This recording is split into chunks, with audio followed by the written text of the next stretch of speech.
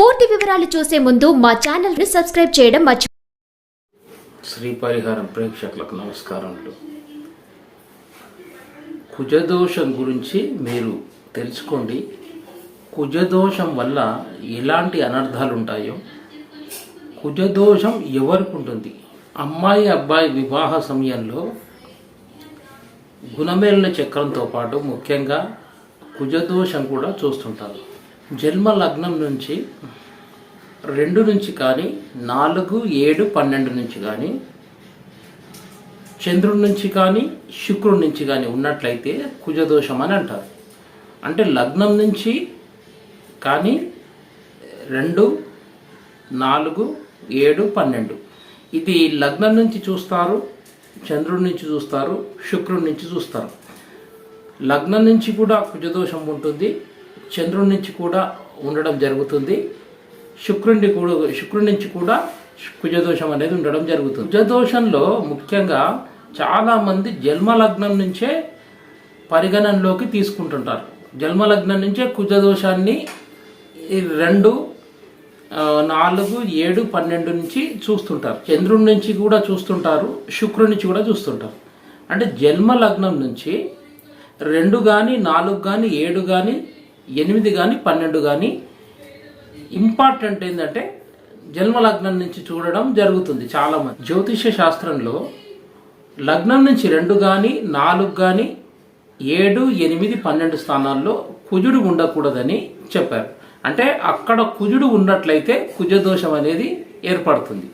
అంటే మీకు సందేహం రావచ్చు, అక్కడ కుజుడు ఉన్నట్లయితే ఏమవుతుంది అని చెప్పేసి. అంటే చాలా తీవ్రమైన ప్రభావము పరిణామాలు ఉంటాయన్నమాట అక్కడ కుజుడు పడినట్టయితే. అందుకే జ్యోతిష శాస్త్రంలో ఆ స్థానాల్లో ఆ భావాల్లో కుజుడు ఉండకూడదని చెప్పారు. అలా ఉన్నట్లయితే అది కుజదోషంగా ఏర్పడుతుంది. అయితే ఈ కుజదోషం గురించి మీరు తెలుసుకోవాలంటే ఏ నక్షత్రం వారికి కుజదోషం ఉండదు, ఏ నక్షత్రం వారికి ఉంటుంది అనేది మీరు తెలుసుకోండి. ముఖ్యంగా జ్యోతిష శాస్త్రంలో, ధర్మశాస్త్రంలో 27 నక్షత్రాలు ఉన్నాయి మనకు. ఆ 27 నక్షత్రాల్లో 13 నక్షత్రాలకు ఎగ్జెంప్షన్స్ ఉన్నాయన్నమాట. అంటే 13 నక్షత్రాలకు కుజదోషం ఉండదు. అవి ఏ నక్షత్రాలు అనేవి తెలుసుకోండి. అశ్వని నక్షత్రం, మృగశిర, పునర్వసు, పుష్యమి నక్షత్రం, ఉత్తర ఆశ్లేష, స్వాతి, అనురాధ, పూర్వాషాఢ, ఉత్తరాషాఢ, శ్రవణము, ఉత్తరాభద్ర, రేవతి. ఇప్పుడు ఈ 13 నక్షత్రాల వారికి జన్మించిన వారికి కుజదోషం ఉండదని స్పష్టంగా చెప్పేశారు మన జ్యోతిష శాస్త్రంలో. అంటే ఈ 13 నక్షత్రాల వారు, ఈ నక్షత్రంలో జన్మించిన వారికి కుజదోషం ఉండదు. ఇది మీరు గుర్తుంచుకోండి. ఈ కుజదోషం గురించి ముఖ్యంగా ముహూర్త పారిజాతంలో కానీ, నారద పురాణంలో కానీ, ముహూర్త చింతామణిలో ఇలా అనేక గ్రంథాల్లో కుజదోషం గురించి చెప్పారు. మహాభారతంలో కూడా కుజదోషం గురించి చెప్పారండి. అంటే ఈ 13 నక్షత్రాల వారికి కుజదోషం ఉండదు. ముఖ్యంగా 27 నక్షత్రాల్లో 13 నక్షత్రాలకు కుజదోషం అనేది వర్తించదు. మీరు పూర్తిగా ఇలా కుజదోషం అనేది తెలుసుకొని మీరు వివాహం చేసుకోవాలి. ఈ నక్షత్రం వారు అయినా కూడా కుజదోషం ఆ లగ్నాల్లో, ఆ స్థానాల్లో 2, 4, 7, 8, 12 స్థానాల్లో కుజుడున్నాడు అని మీ భయపడేసి భయభ్రాంతులు అయ్యి ఆ వివాహం రద్దు చేసుకోవద్దు. ఈ నక్షత్రం వారికి ఎగ్జామ్స్ ఇచ్చారు కాబట్టి వీరు వివాహం చేసుకోవచ్చు. కుజదోషం అనేది వీరికి వర్తించదు. అంటే 21 నుంచి ఈ 30 సంవత్సరాల లోపల మీరు వివాహం చేసుకోవాల అనుకున్న వారికి కుజ మహార్దశ రాకూడదు. కుజ మహార్దశ రాకూడదు అంటే కుజ మహార్దశలో వివాహం అయినట్లయితే కుజుడు మంగళుడు, అంటే భూ మాధపుత్రుడు కాబట్టి కుజగ్రహ దోషం ఉన్నట్లయితే మీరు మీ వ్యక్తిగత జాతక పరిశీలన చేసుకొని కుజదశ మహార్దశలో వివాహం లేకుండా చూసుకోండి. అంటే మీ జన్మ లగ్నానికి కుజుడు మీకు శుభుడా పాప్య అనేది నిర్ణయం చేసుకోవాలి.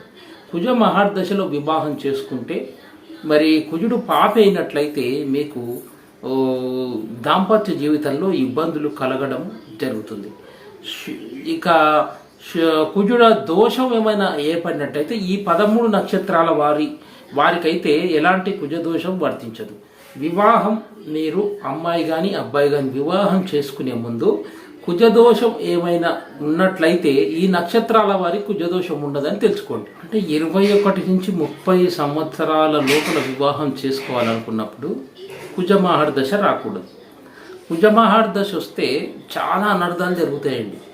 అంటే ఏ నక్షత్రాల వారికి కుజమహర్దశ వస్తుందనేది మీరు ముఖ్యంగా తెలుసుకోండి. ఏ నక్షత్రంలో జన్మించిన వారికి 21 సంవత్సరాల నుంచి 30 సంవత్సరాల లోపు వివాహం చేసుకోవాలనుకున్నప్పుడు కుజ మహాదశ వస్తుందనేది తెలుసుకోండి. అంటే భరణి, పుబ్బ, పూర్వాషాఢ నక్షత్రాల్లో 4వ పాదంలో జన్మించిన ప్రతి వారికి కూడా 21 సంవత్సరాల నుంచి 30 సంవత్సరాల లోపల కుజ మహాదశ ఉంటుంది. మరి ఆ దశలో వీరు వివాహం చేసుకోకూడదు. ఒక వ్యక్తి భరణి నక్షత్రం 4వ పాదంలో జన్మించినప్పుడు అతడు శుక్రమహాదశతో ప్రారంభం కావడం జరుగుతుంది. అతనికి 20 సంవత్సరాల తర్వాత 20 దాటి 21లో కుజమహాదశ ప్రారంభమవుతుంది. కుజమహాదశ 7 సంవత్సరాలు ఉంటుందండి. 21 నుంచి 27 అంటే 28 సంవత్సరాలు. 28 సంవత్సరాల లోపల వివాహం చేసుకునే వారికి కుజ మహాదశ ఉండకూడదు. అలా కుజ మహాదశలో మీరు వివాహం చేసుకుంటే మాత్రం చాలా ప్రమాదాలు, గొడవలు, విడాకులు కూడా కావడానికి ఆస్కారం ఉంది. ఇది జ్యోతిష్ శాస్త్రంలో చెప్పారు. ఇది మీరు తెలుసుకోవాలి. శుక్ర మహర్దశ తర్వాత రవి మహర్దశ, తర్వాత చంద్ర మహర్దశ, ఆ తర్వాత కుజ మహర్దశ రావడం జరుగుతుంది. రవి అంటే 6 సంవత్సరాలు, చంద్రుడు 10 సంవత్సరాలు, కుజుడు 7 సంవత్సరాలు మహర్దశలు ప్రారంభం అవుతాయి. శుక్ర మహర్దశలో రవి మహర్దశ మరియు చంద్ర మహర్దశ, కుజ మహర్దశ ఈ అంతర్దశలు అయిపోయిన తర్వాత మరి కుజ మహర్దశ ప్రారంభం కావడం జరుగుతుంది.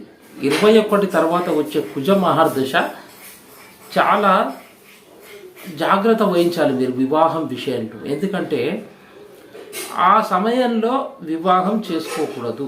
ఒకవేళ చేసుకోవాల్సి వస్తే మాత్రం మీ వ్యక్తిగత జాతక పరిశీలన చేయించుకొని దానికి తగిన మంచి పరిహారాలు చేసుకోవాలి. పరిహారాలు చేసుకున్న తర్వాతనే వివాహం చేసుకోవాలి. లేని పక్షంలో విడాకులు కావడానికి చాలా ఆస్కారం ఉంది. మార్స్ ప్లానెట్ కుజుడు అంటే అగ్నితత్వ రాశి. అగ్నితత్వం కలిగినటువంటి కుజుడు వివాహంలో చాలా అనర్థాలు తీసుకురావడం జరుగుతుంది.